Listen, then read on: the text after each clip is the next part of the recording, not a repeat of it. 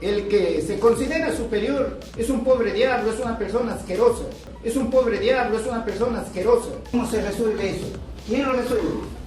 Lo resuelve el soberano, lo resuelve el pueblo. Por eso es que estos pueblos del sur, nuestros hermanos del sur, han promovido esa movilización para el 19 de julio. Castillo sigue siendo presidente. El presidente está secuestrado, está encerrado, sino que señaló su propio procedimiento en ese momento para vacar a Castillo, sino que señaló su propio procedimiento en ese momento para vacar a Castillo. O sea, el Congreso violó abiertamente la Constitución y su propio reglamento. No hubo vacancia presidencial, no hubo vacancia presidencial. Artículo 89A del Congreso de la República. 104. ¿Cuántos tuvieron? Solamente 101. 101. Entonces no hay, pues, presidencial. Castillo sigue siendo presidente. La señora Dina es una usurpadora. La señora Dina es una usurpadora. El presidente está secuestrado, está encerrado. El presidente está secuestrado, está encerrado. Conferencia de prensa del expresidente del Consejo de Ministros, Aníbal Torres, en un evento en la Universidad Nacional Mayor de San Marcos. Atentos a la realidad nacional, al crecer de la realidad nacional, interesados no solamente como buenos estudiantes, entiendo yo, a conocer o interpretar lo que está pasando en el Perú, los graves hechos que suceden en el Perú, sino que participan porque están interesados en aportar y cambiar la realidad y superar la terrible crisis que estamos atravesando en este momento. Damos el pase al doctor Aníbal Torres. Tiene el Ya, muchas gracias. Permítanme ponerme de pie.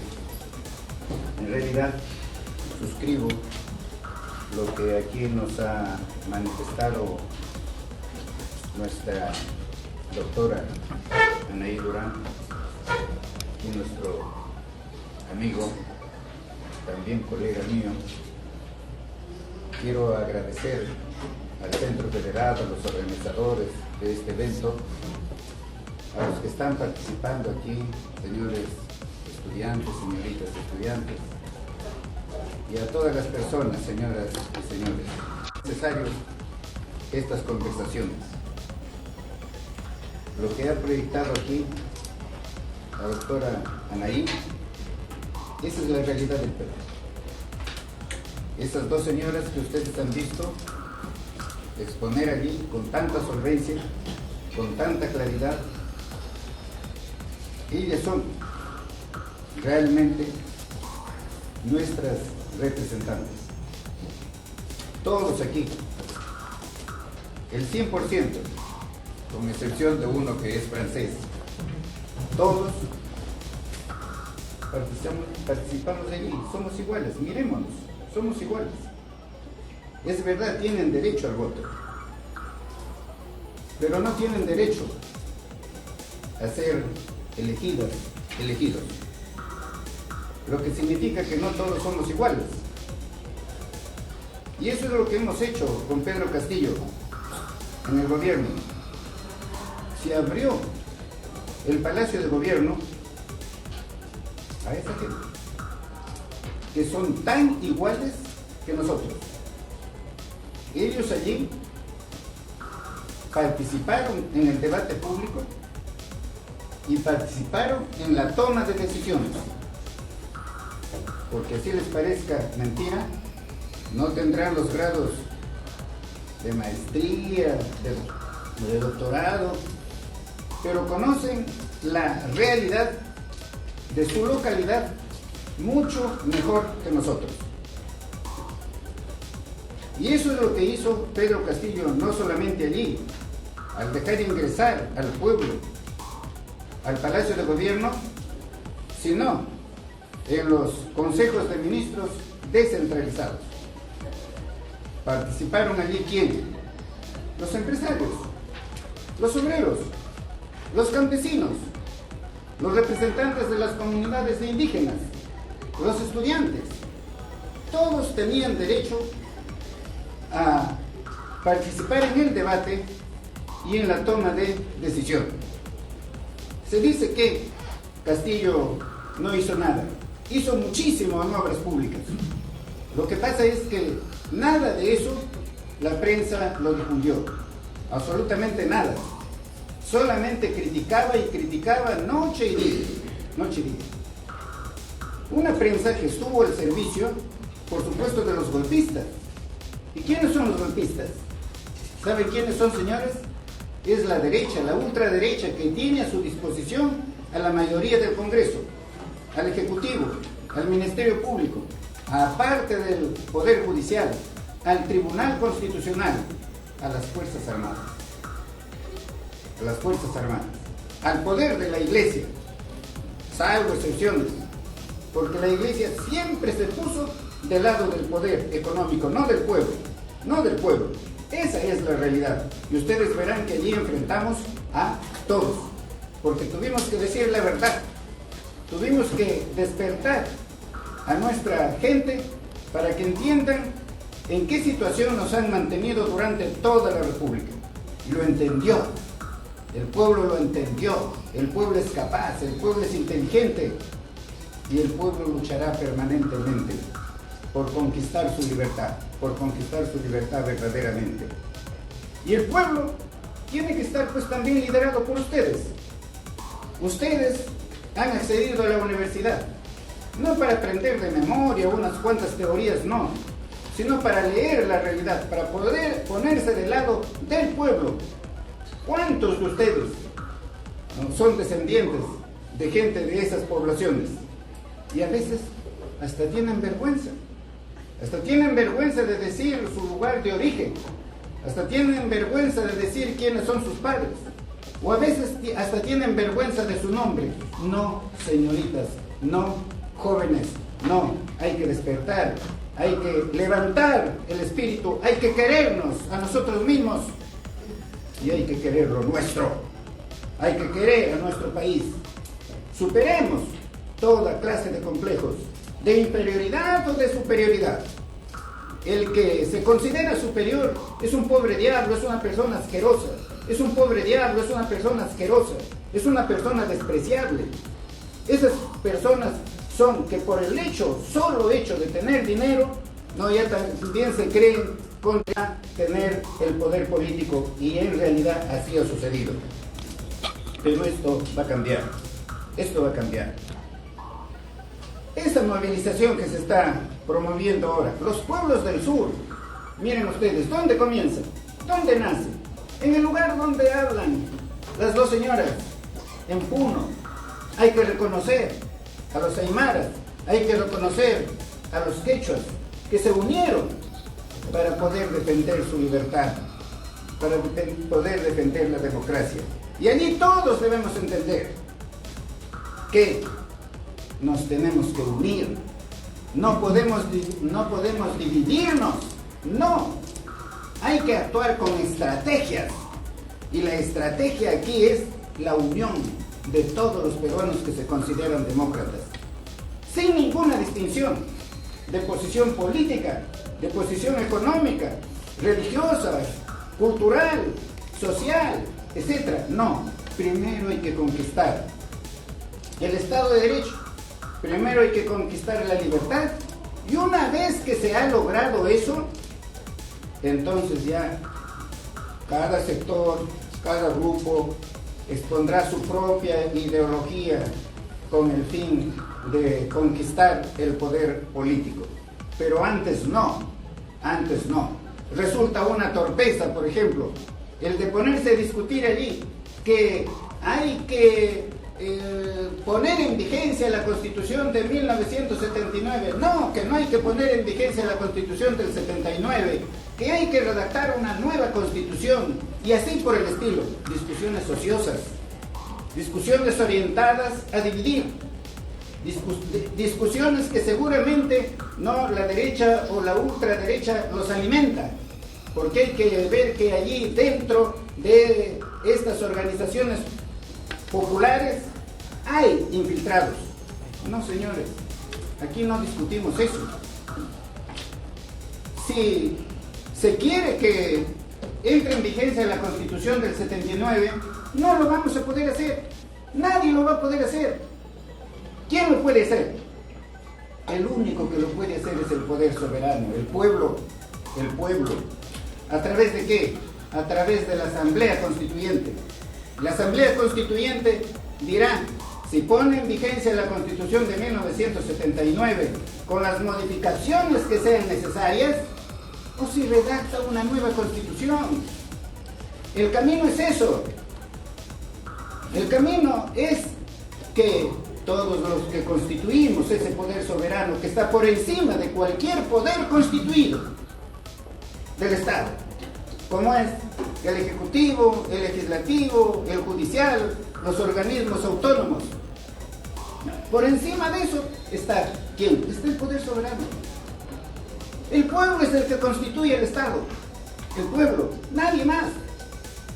El pueblo es el que estructura al Estado.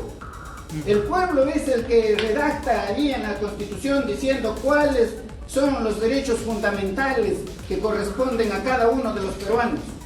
El pueblo es el que señala el modelo económico que desea.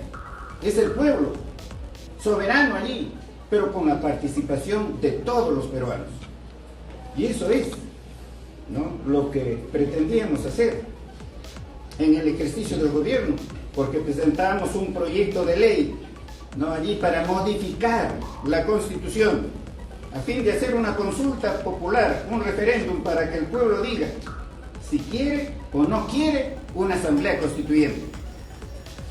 Y por supuesto allí hemos establecido cómo debe estar constituida la asamblea constituyente, para que participen todos los peruanos, no como ha sido durante toda la República solamente un sector, una nacionalidad. No, en el Perú no somos una nacionalidad, en el Perú somos muchas nacionalidades, y allí estaba señalado en qué proporción deben intervenir estas nacionalidades, porque todos los peruanos somos, ¿no?, los que tenemos derecho a participar del Perú, porque el Perú es de todos y no solamente de unos cuantos. ¿Cómo salimos de la crisis? ¿Podremos salir por medio del derecho? Claro que podría ser por medio del derecho, pero no tenemos Estado de Derecho en este momento. En este momento no rige la Constitución, no rige, ¿no?, el ordenamiento jurídico en general. Recuerden nomás lo que nos dijo hace pocos días el presidente del Tribunal Constitucional. Dijo que para disolver el Congreso se requiere que los congresistas digan si tienen la voluntad de disolverse.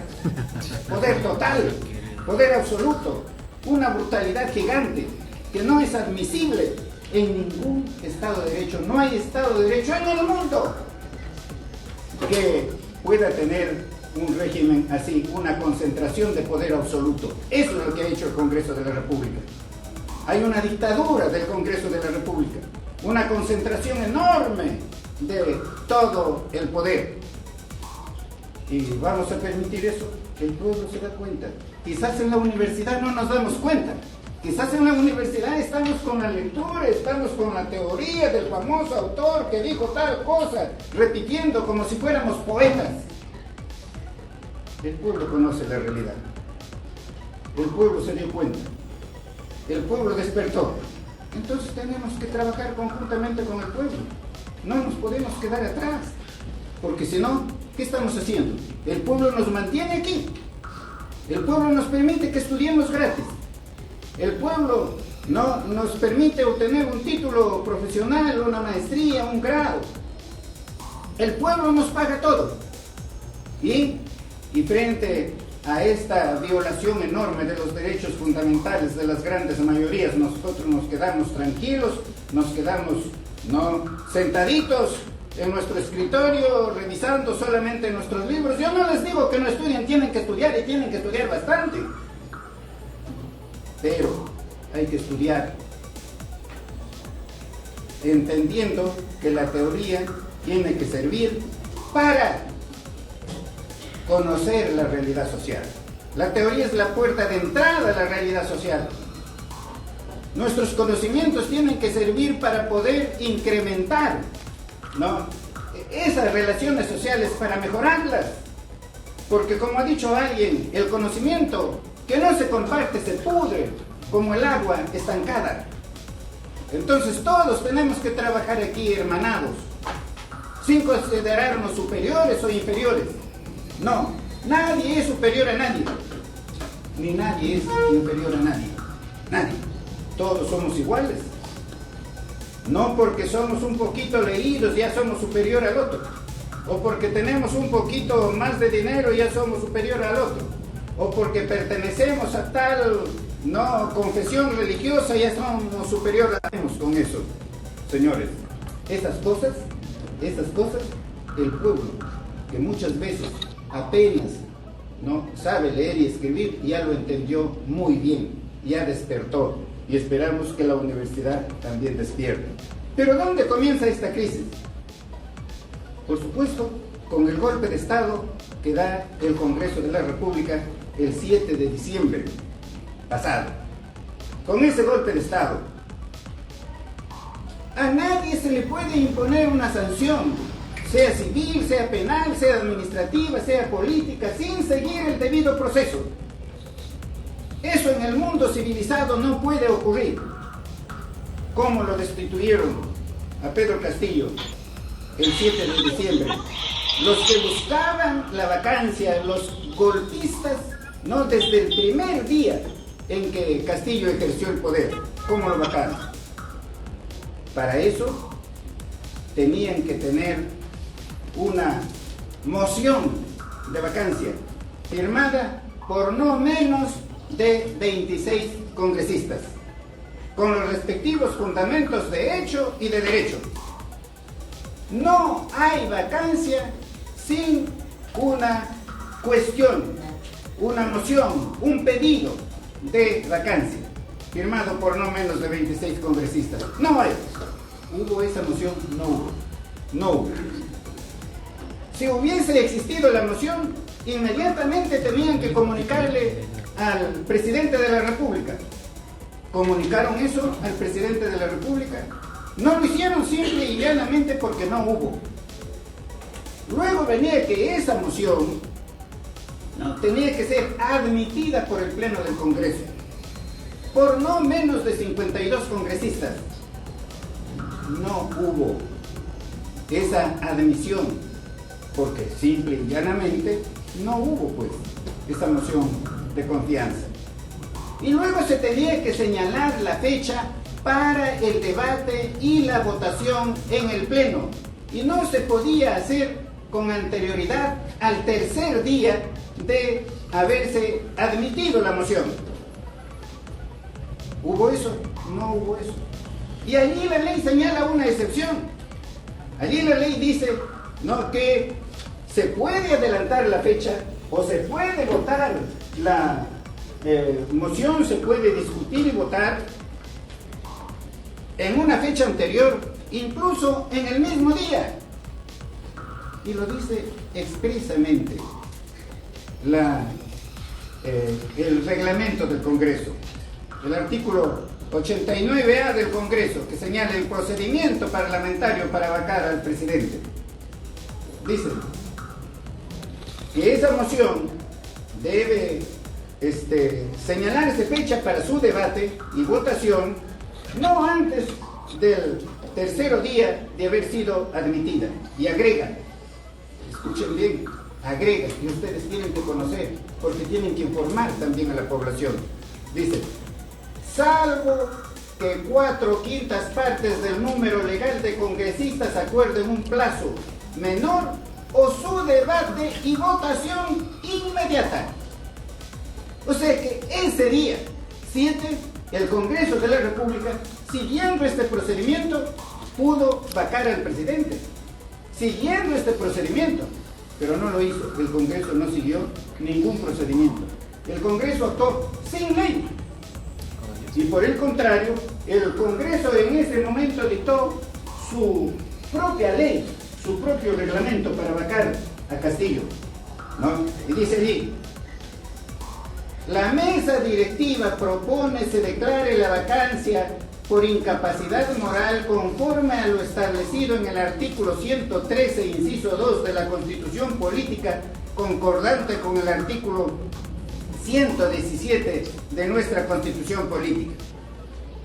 Y señala el procedimiento que va a seguir. Dice, de acuerdo con el siguiente procedimiento, se otorgará el uso de la palabra a los portavoces que deseen hacerlo por 3 minutos y luego se dará lectura al proyecto de resolución del Congreso que declara la vacancia por incapacidad moral de la Presidencia de la República.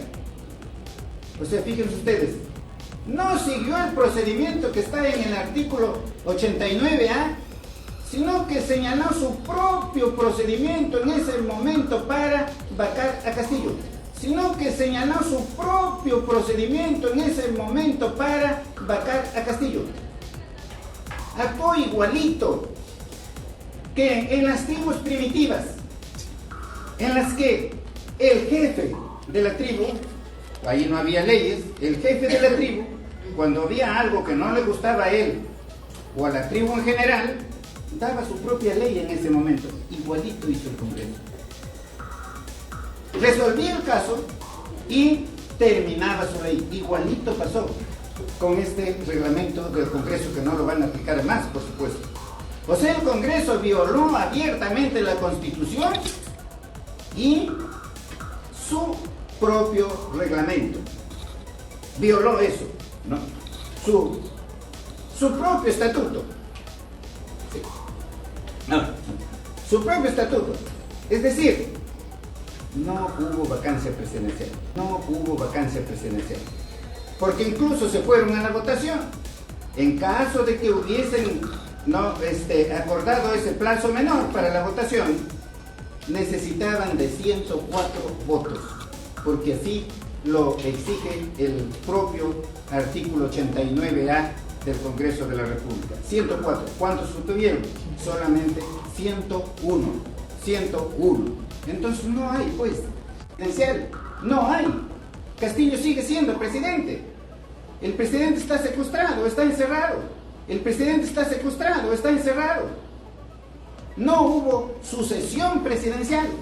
No hay sucesión presidencial. Sin vacancia presidencial, no hay sucesión presidencial. Por eso es que la población dice que la señora Dina es una usurpadora. La señora Dina es una usurpadora. Lo ha entendido mejor que cualquier estudiante de Derecho, creo, y que mejor que cualquier constitucionalista. ¿Y por qué los constitucionalistas que salen de opinólogos en otras cosas ahora no salen para denunciar esta enorme violación a la Constitución? Porque son personas pagadas que van allí, ¿no?, a dar sus opiniones a fin de criticar al gobierno de Pedro Castillo. Eso es lo que ha pasado en nuestro país. No hay vacancia de Pedro Castillo. ¿Y qué debe hacer el Poder Judicial ahora? Lo único que tiene que hacer es declarar la nulidad de la acción de amparo que ha interpuesto el doctor Ayala en favor de Pedro Castillo, y declarar la nulidad de esa vacancia, supuesta vacancia, no producida por el Congreso de la República. Ya después viene todo lo demás. Si todo es nulo, las cosas se retrotraen al momento en que se produjo la nulidad. Decimos nosotros los abogados, esa decisión tiene que tener un efecto ab initio. Pedro Castillo tendría que volver al ejercicio del poder. Eso es muy difícil en la situación en que vivimos. Hay que ser realistas. No vivimos un Estado de Derecho, vivimos una dictadura. La ley no vale nada. Lo que les estoy diciendo son dispositivos legales que están allí. Entonces, es muy probable que no va a suceder eso. ¿Y cómo se resuelve eso? ¿Quién lo resuelve? Lo resuelve el soberano, lo resuelve el pueblo. Por eso es que estos pueblos del sur, nuestros hermanos del sur, han promovido esa movilización para el 19 de julio, al cual se están uniendo, ¿no?, ahora ya no solamente los pueblos del sur, sino los pueblos del norte, los pueblos del oriente. Todos los peruanos hay que unirnos. Pero para eso, unidad, señores, unidad, no división. no división, a veces por cuestiones superfluas, por cuestiones que no tienen trascendencia, a veces por liderazgos. No es el momento de liderazgos, es el momento de recuperar la democracia, todos juntos, sin ninguna distinción ideológica, económica, social, religiosa o de cualquier otra índole, sin liderazgos. Los liderazgos vienen una vez que se haya recuperado el Estado de Derecho, y ahí vendrá la lucha por la conquista del poder político, y ya veremos allí qué cosa es lo que pasa. Si las izquierdas se van a ir divididas, entonces también pónganse una cruz, porque no van a pasar de allí, y allí probablemente van a terminar. Lo que se requiere es también que se unan, así como la derecha trata de unirse, aunque no lo ha podido hacer en términos absolutos, pero la izquierda también debe entender esa situación. Muchas gracias. Quedamos a la... Esta fue la conferencia de prensa de Aníbal Torres en la Universidad San Marcos, en la que insistió que el gobierno de Dina Boluarte es un gobierno usurpador. Además, Aníbal Torres asegura que Pedro Castillo sigue siendo el presidente del Perú y mostró su apoyo a las movilizaciones convocadas para el 19 de julio, denominada la Tercera Toma de Lima. En otro momento, el ex premier pidió al Poder Judicial declarar nula la vacancia contra Pedro Castillo, pues para él sigue siendo el presidente del Perú, considerando que no se enmarcó en el debido proceso. Somos JF Digital, se despide Elena Zapata para más noticias de política y actualidad peruana.